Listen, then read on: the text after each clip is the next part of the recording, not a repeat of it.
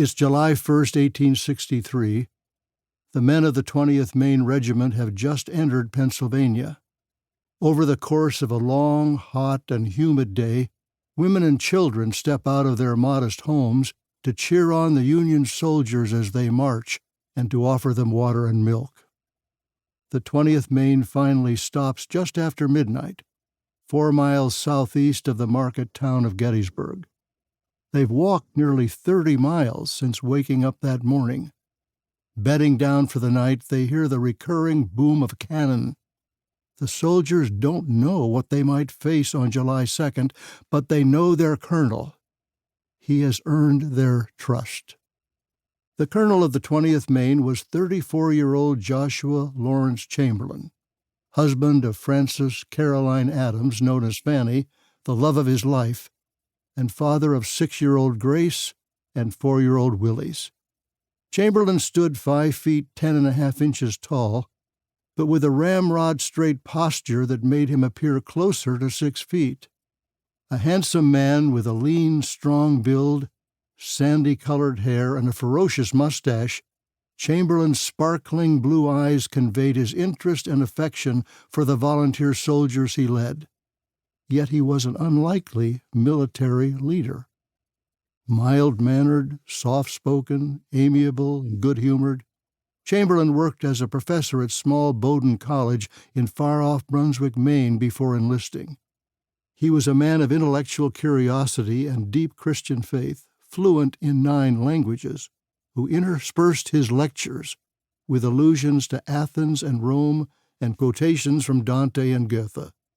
No one would have predicted that this learned professor from a quiet northern town would become a confident Union officer prepared to lead his men in the epic Battle of Gettysburg.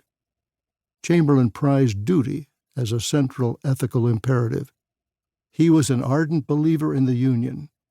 Born only 50 years after the nation's founding, for him the idea of the Union was not simply a political reality, but a spiritual and transcendent truth. He did not initially rush to enlist in the Union Army in the spring of 1861, but in the months that followed, as he watched his Bowdoin students join up, with some ending up captured or killed, duty called him to offer his service. Chamberlain was idealistic, ambitious, high-spirited, loyal, and courageous. He could also be impetuous and stubborn. At Gettysburg, he would need to draw upon every one of his qualities.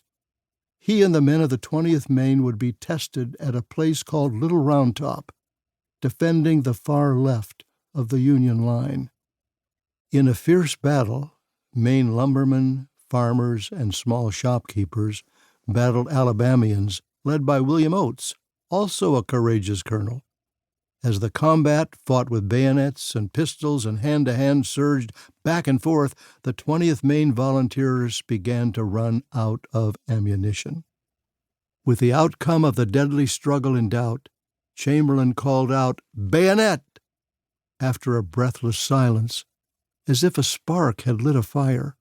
First, a few men on the left wing sprang forward. Then a few more men on the right wing leaped into the fray.